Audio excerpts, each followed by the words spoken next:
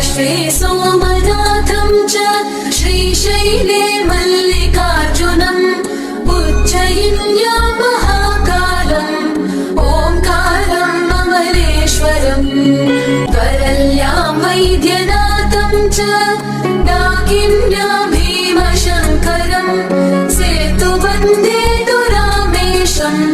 नागेशं दारुकावने वारणस्यां तु विश्वेशं त्र्यम्बकं गौतमी तटे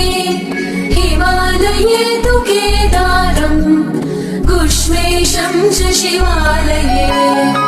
एतानि ज्योतिर्लिङ्गानि